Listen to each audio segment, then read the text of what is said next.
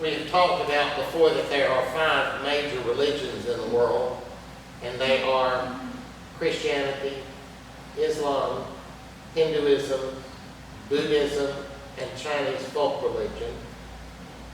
Adherents of those 5 religions comprise about 90% of the world's population who identify with the religion.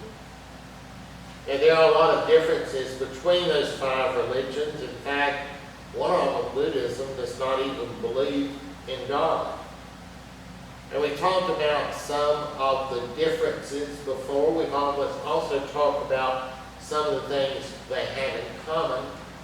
Not too long ago, we talked about that all 5 have in common the idea that it matters what you do in life, that what you do in this life follows you on after this life. All 5 agree on that. And there's something else that all 5 agree on, and that's what I'd like to talk about today. All 5 of these religions, for all their differences, agree that the world will one day be destroyed in a cataclysmic, terrible, violent way, and then a new world will be brought into being. Every one of the major religions of the world says that. This world will end, and it will be a violent end. And then after that, a new world will be brought into being to take its place. Now that's what's commonly called the end of the world. And this violent destruction of this world is called the apocalypse. You've heard that term. All the major religions of the world, in one way or another, share this belief. And they all have religious writings which talk about it. These writings are called apocalyptic writings. Now the word apocalyptic literally means to reveal something that is hidden. That's why the book of Revelation is called Revelation. It reveals something. But in common usage, this term apocalyptic is used to refer to writings that describe the end of the world in a violent way. Many of the minor religions in the world, like Judaism and Zoroastrianism, also share this belief that the world will be violently done away with. And of course, so does Christianity. The Bible contains apocalyptic writings that talk about this time when the world will be violently destroyed. In the Old Testament, the main one that talks about that is the book of Daniel. We heard as our reading this morning the beginning of the book of Daniel. There are also apocalyptic passages scattered through other books of the Bible like Psalms and Isaiah. In the New Testament, we heard this morning one of Jesus' comments about the end of the world. We see that from Jesus several times in the Gospels. We see other New Testament writings containing apocalyptic passages where the earth is dissolved and the elements melt away in heat. But of course, the major Christian apocalyptic writing is the book of Revelation. Now, oddly enough, in all these 5 religions that are so different from each other, the apocalyptic writings are all written in the same style, a very similar style. And I think the best way to understand that is to use illustrations. And to do that, I'm going to read you another passage from the Old Testament book of Daniel. 4 great beasts came up from the sea, each different from the other. The first was like a lion and had wings like an eagle. I watched till its wings were plucked off. It was lifted up from the earth and made to stand on 2 feet like a man. A man's heart was given to it. Suddenly another beast, like a bear. It was raised up on one side and had 3 ribs in its mouth between its teeth. And they said to it, Arise and devour much flesh. And then I looked, and there was another, like a leopard, which had on its back 4 wings of a bird, 4 heads, and dominion was given to it. After this I saw visions, and a 4th beast, dreadful and terrible, exceedingly strong. It had huge iron teeth. It was devouring, breaking in pieces, and trampling the residue with its feet. It was different from all the beasts that were before it. It had 10 horns. I was considering the horns, and there was another horn, a little one, coming up among them, before whom 3 of the first horns were plucked out by the roots. And there in this horn were eyes like the eyes of a man, and a mouth speaking pompous words.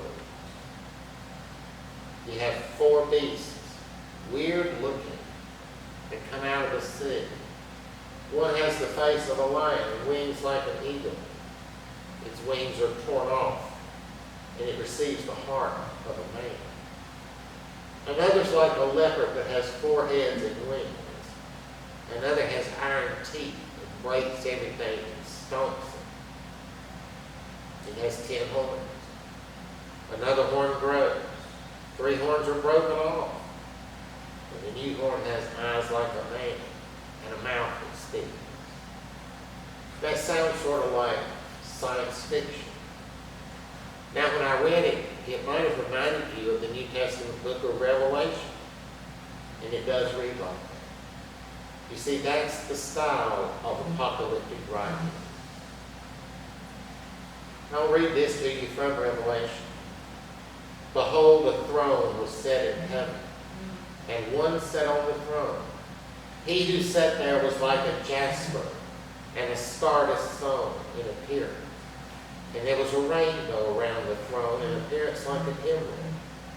Around the throne were 24 thrones, and on those thrones I saw 24 elders sitting clothed in white, and they had crowns of gold. From the throne proceeded lightning, thunder, and voices.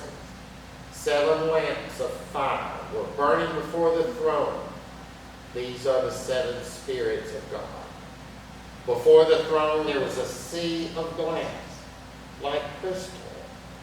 And in the midst of the throne, and among the throne, were 4 living creatures full of eyes in front and in back. The first living creature was like a lion, the second like a calf, the third had the face of a man, the fourth was like a flying eagle. The 4 living creatures, each having 6 wings, were full of eyes all around and within. Now, you know, that's surreal. It's like something from science fiction. It's like nothing you've ever seen before. That's the style of apocalyptic writing. And it is shared by all 5 major religions of the world. Here's a passage from Revelation 21. The wall of the city had 12 foundations, and on them were the names of the 12 apostles of the Lamb. And he who talked with me had a gold reed to measure the city, the gates and wall. The city is laid out as a square. Its length is as great as its breadth. He measured the city with the reed, 12,000 furlongs. Its length, breadth, and height are equal. Then he measured its wall, 146 cubits. The construction of the wall was jasper, and the city was pure gold, like clear glass. The foundations of the wall of the city were adorned with all kinds of precious stones. The first foundation was jasper, the second sapphire, the third chalcedony, the fourth emerald, the fifth sardonyx, the sixth sardis, the 7th chrysolite, the 8th beryl, the 9th topaz, the 10th chrysoprase, the 11th jacinth, and the 12th amethyst. The 12 gates were 12 pearls. Each individual gate was of 1 pearl. The street of the city was pure gold, like transparent glass. Now, this doesn't have any living creatures in it, but you see the overall style of the writing is the same. It's something surreal, something that you just can't imagine how it could exist. So that gives you an idea of the style of apocalyptic writing. And I want you to keep in mind that this carries over through all 5 of the world's major religions. Now, traditionally, within most of the forms of Christianity we are familiar with, the idea has been that these writings are interpreted symbolically. And that is that all of these different weird creatures with their weird appearances and their weird horns and faces and I don't know, they all stand for something. For instance, you go back to the writing from Daniel, the one with the 4 beasts in it. Each beast is supposed to stand for something, symbolize something. And then the fact that one has iron teeth, that's supposed to symbolize something, to correlate with something here. And the idea is that these writings are like a puzzle.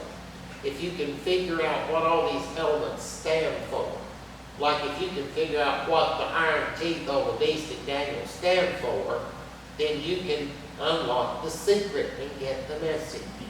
It's like that Daniel is writing in a secret code, and you have to be able to decipher these symbols in order to get his message.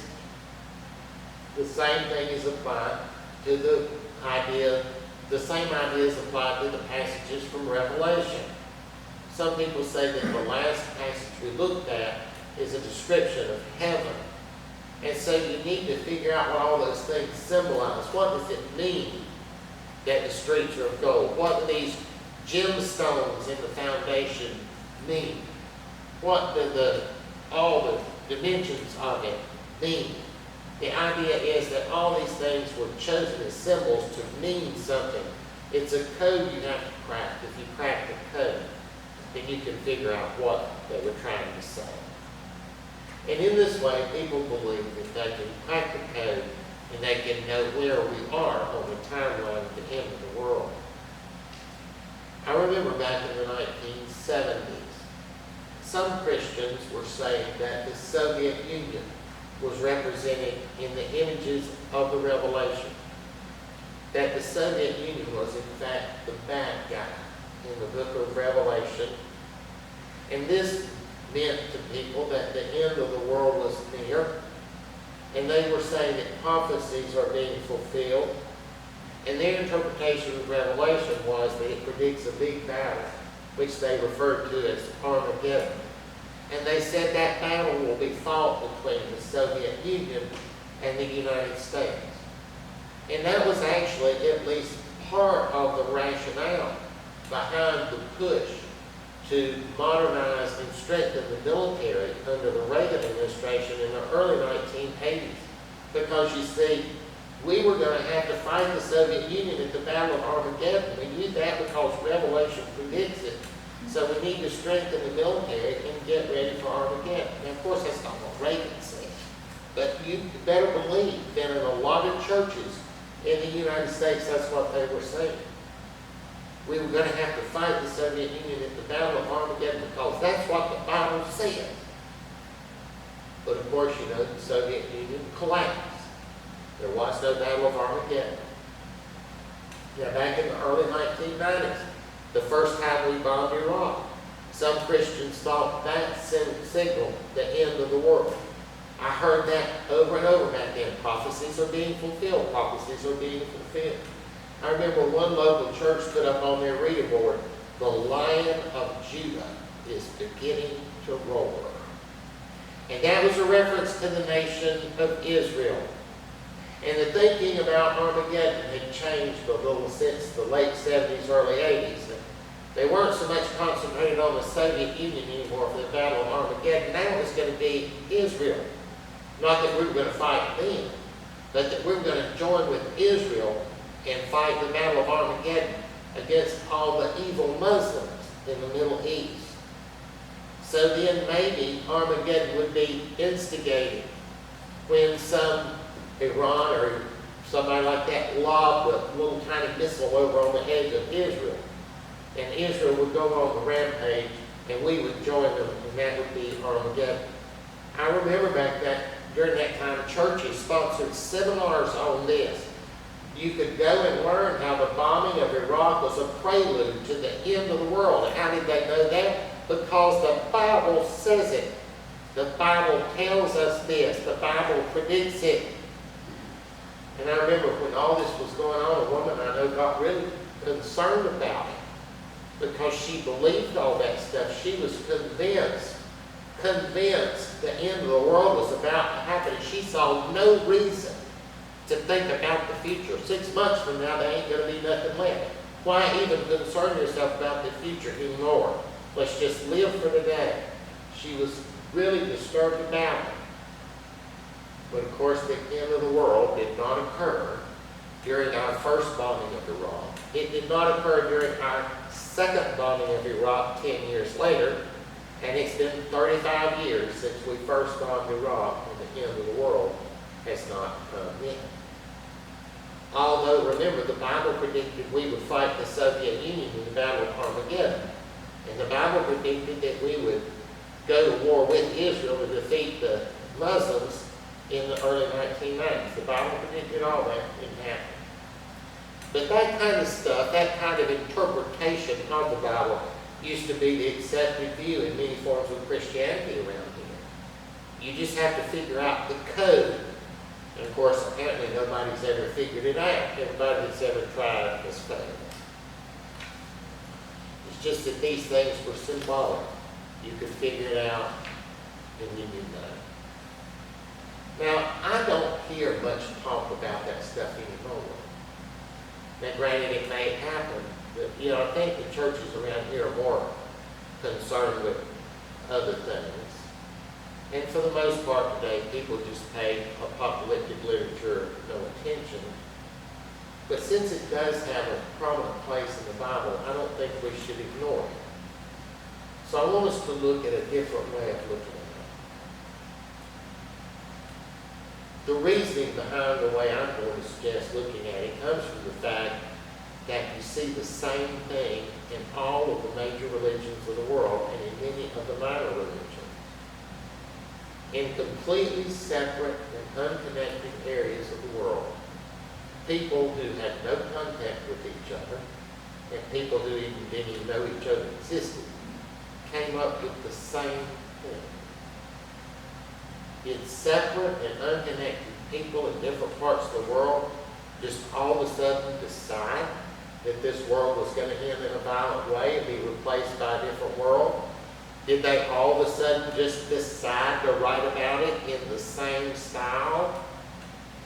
That really does seem far-fetched. It's not impossible, but it is far-fetched. So what I want to suggest is that these people were not making up fantasy puzzles. They were trying to describe as best they could what they had actually seen, but did not know how to describe. They were given a vision into the future. And what they saw contained things so different than anything they had ever seen that they just didn't have any words to describe. You see, these writings are not symbolic. I believe they are to be taken as literal description, not as literal descriptions of what people actually saw, but as literal descriptions of them trying as best they could to describe it to us with the terms that they had. Think for a minute if you had been living 2,000 years ago, and you were standing there looking up one day, and here comes a jet airplane going across the sky. What would you have thought? And if you'd have gone home, Joe, if you'd have gone home that afternoon, you said, Patsy, let me tell you what I saw going through the sky. How would you have described it? What terms would you use to describe that thing that just went through like that? You just think you'd be at a loss. And so what you would do, you just describe it as best you could. And if you wrote that down, and somebody found it, looked at it 2,000 years later, what in the world do you think they'd think? You think they'd think you're looking at a jet airliner? No, it would sort of sound, probably, about like what we read today from these apocalyptic passages. That's about how it would be.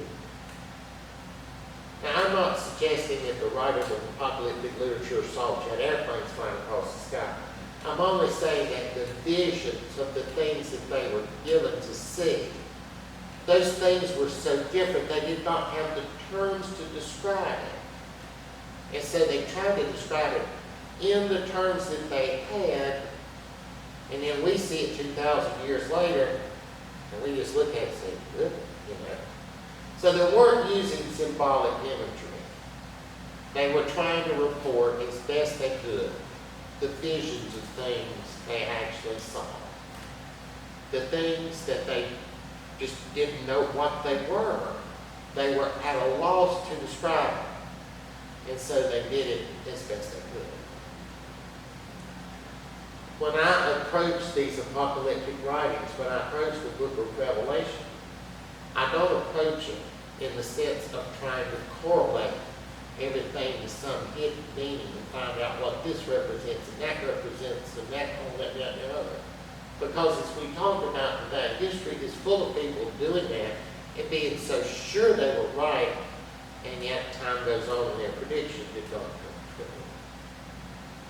So what I do is I just look at it and say, okay, they're trying to describe as best they could something they saw. Well, the thought I want to leave you with is this. Remember we said all 5 of the world's major religions, plus many of the minor religions of the world, all contain the idea that this world is brought to an end in a violent way, and that another world takes its place. All 5 of the major world religions believe that. If you think for a minute, why would it be necessary to bring this world to a violent end so that another world can take its place? Christianity says that is necessary because this world is in the grips of evil. And it is only with the destruction of the world that evil is finally destroyed. And when the new world is brought into being, the evil will not be present. But keep in mind that that same idea basically is behind all of the major religions